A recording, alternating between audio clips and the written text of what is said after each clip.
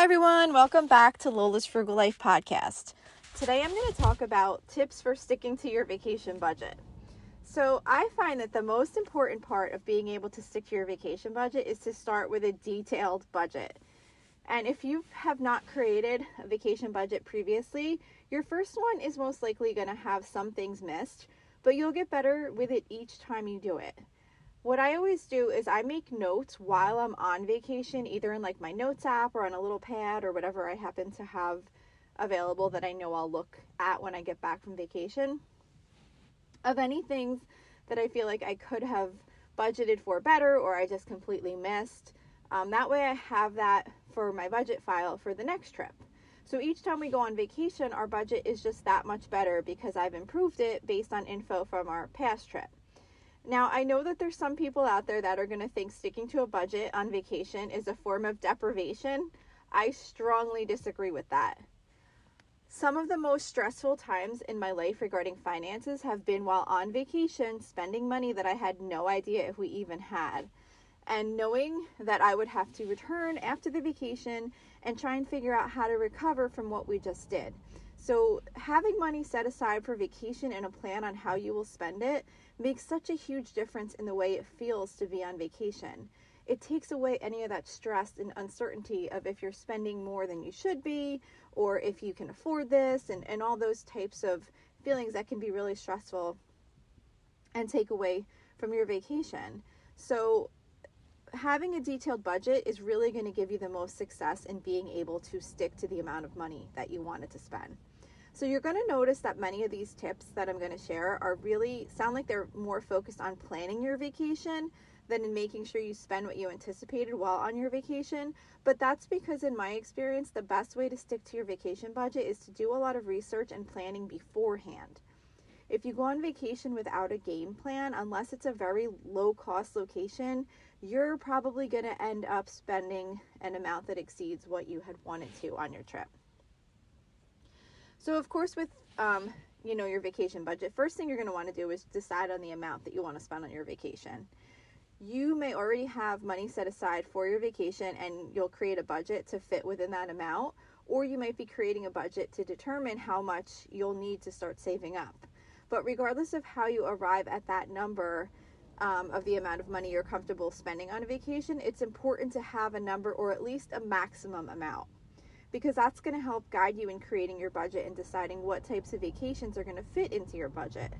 So I find it easiest to have a rough idea in mind of the amount we will budget, and then I kind of start pricing everything out to arrive at our final budget number. And then I can look to see how much we already have saved and how much additional amounts, if needed, that we're going to have to save up so that we can afford the trip. So the first thing in getting a good vacation budget together is doing your research.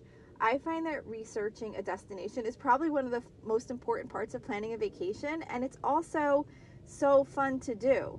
So especially if you're going to an area known for tourism, there's going to be a big variety of activities you can do during your trip.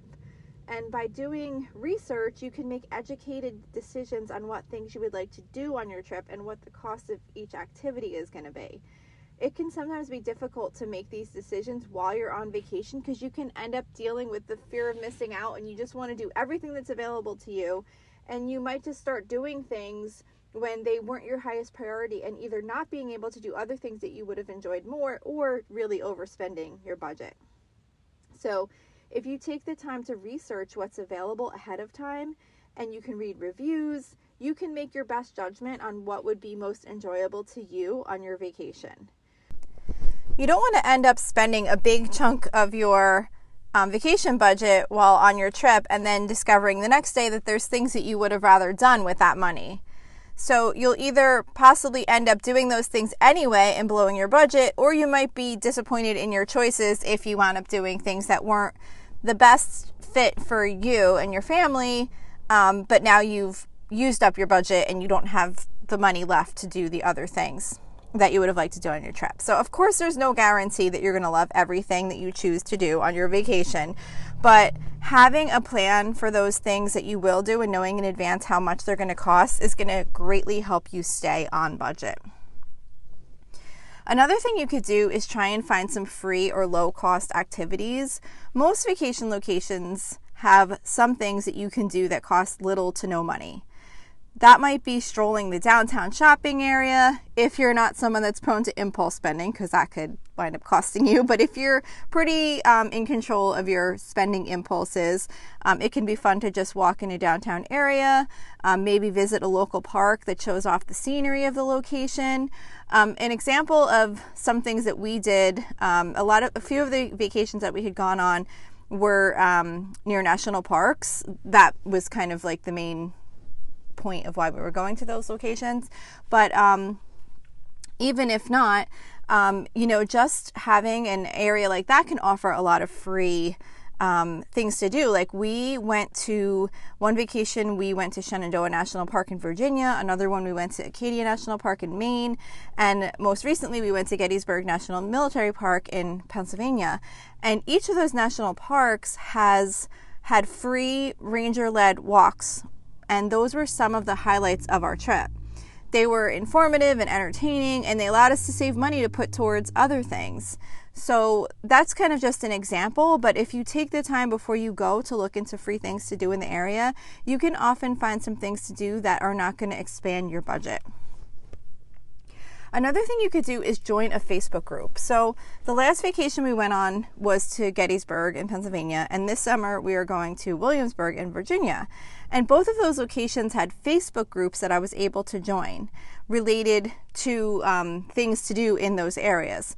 So the groups both consisted of many people that either live in the area or those that were people that were frequent visitors of the area. So those Facebook groups have been super helpful to me in doing research for things to do in the area. Just going into the group and posting a simple question like, "This is our first time visiting the area. What are some of your must-dos?" has gotten me so much good information. And it's also another good way to hear what people think about certain events, activities, or restaurants that you might be planning on. Because even though internet reviews are a great resource, they can sometimes be limited. And, I feel like people that have had a bad experience are more likely to go vent their frustration via a bad review than people that had a great experience. So sometimes it's hard to get a good read on something that you're considering if there's a limited number of reviews. So a local Facebook group can be a great resource to get feedback. And you can also often get tips on the best times to do a certain activity or times to avoid, or, kind of some of that insider information. Another thing, of course, is YouTube videos. Who doesn't love a great top 10 video? I mean, often doing a search on YouTube for best things to do in, or free things to do near, or off the beaten path in, whatever your location is, can really lead to some really great information regarding the place that you plan to take a trip to. And often those do end up being, top 10 type list format videos, which I do find fun to watch. But sometimes you'll find things to do that you never would have come up with on an internet search or going on a tourism website. So it's entertaining, and it also adds to the fun of planning for a vacation. So don't discount YouTube for the value of finding information on the place that you'd like to go, because sometimes you just find just like regular people that made some little video about their vacation and some of the best things that they did. So you can definitely really find some great things by watching some of those videos. Food is a big piece of our vacation budget. So unfortunately, with all the planning in the world, the cost of eating on vacation is an unavoidable one. And the cost for this can range anywhere from very low budget with cooking at the location you're staying at, if that's possible, to eating at an expensive restaurant for each meal. My family usually does some combination of the two. I wouldn't say expensive restaurants. We're kind of like what some consider expensive restaurants. Like, we're not eating at restaurants where, meals are $40 and up. I know some restaurants are even more than that. We're kind of in the middle range, but even with that, it's limited, and we definitely try and keep the cost down. And often when we go camping, which is a lot of what we do. I don't mind cooking some simple meals in our camper while our family's just kind of hanging out at the campground. But I do realize that the thought of cooking anything while on vacation can be very off-putting to some. So we all get to decide how we want to spend money on food on our vacation. But if we want to stick to our budgets, it's really important to have a plan for how we're going to feed ourselves each day. And if eating out includes restaurants, looking them up in advance and getting ideas on the menu prices beforehand can really help you set a good budget. It can also give you an opportunity to make a different choice that fits within your budget. There's nothing worse than sitting down at a table for a meal to see that nothing on the menu is even remotely in your price range. So researching places to eat and getting the estimated costs will help you create a realistic budget for your meals. And you don't have to stick to exactly each restaurant on a certain night, but if you have a handful of restaurants to choose from that are in your budget, you can at least choose from places that won't cause you to overspend. And then, of course, the categories to include in your budget, you want to have a detailed budget, include as much categories as you can within reason. But the main ones, of course, are going to be listing out those activities that you looked at and what's the estimated cost for each of those. And then your food. Your food is your other major category that you're going to include, as well as, of course, lodging. Those are kind of the big three, like where you're going to stay, what you're going to eat, and what you're going to do. Then you also want to make sure you include gas and travel expenses, whether that's a rental car, just driving to a location and driving around in your own vehicle if you're doing like a road trip, or possibly plane tickets, whatever transportation or gas travel expenses you might have. Of course, you want to budget for some souvenirs, and then as with any budget, you want to have some miscellaneous / contingency dollars. It's nice to have a little bit of extra to cover those little things that usually end up popping up on vacation, even if it's just something as simple as stopping to get everyone ice cream while walking through town. You're on vacation and you want to have at least like a little bit of wiggle room, if you can, to do some of those little extra things. And then another tip is really be prepared to make cuts. Like once you've done your research and listed out the estimated cost of your vacation, you might find that it comes to a bit more than you had planned to spend.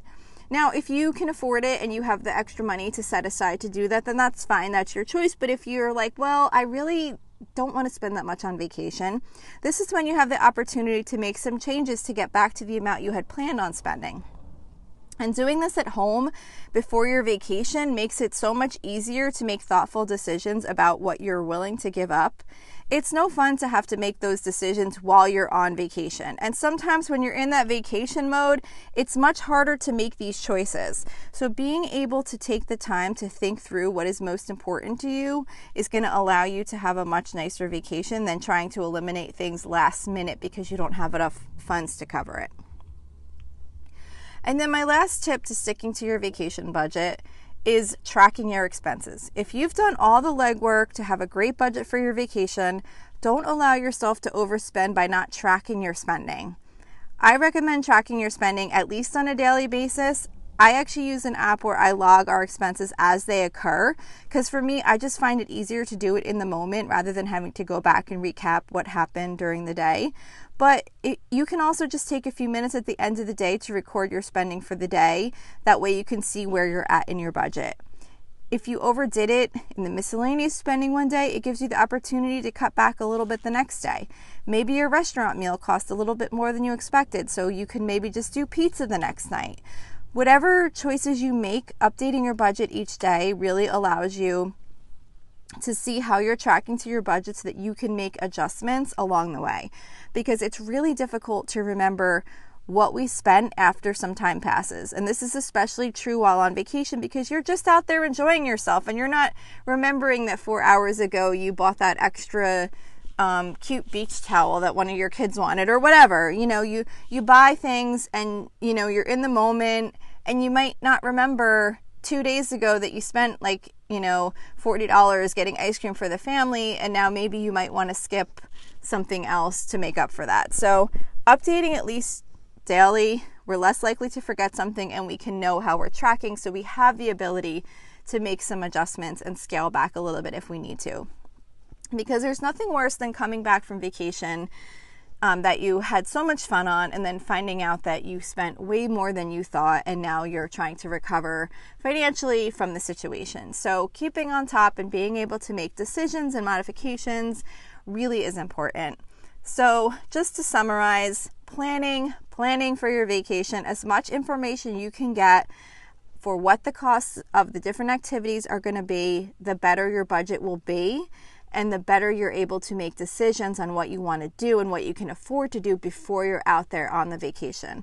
And then tracking along the way really will help you stick to your budget and help you be able to make modifications if you need to, so that you come home and feel great about your vacation and feel great that you did not overspend. So that's it for today's episode. I really hope this was helpful to you. I love talking about vacation budgeting. That's it for this week's episode. I will see you back here next week.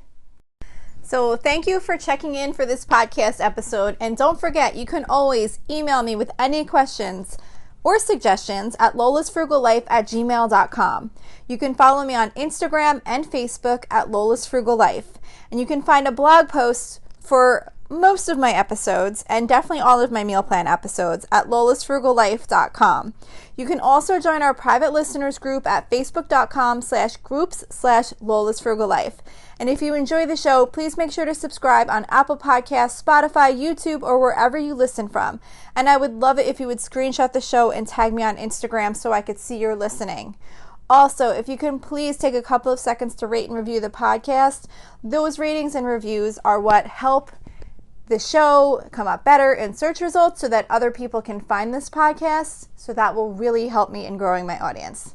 So that's it for today. Thank you so much for listening, and I hope you have an awesome day.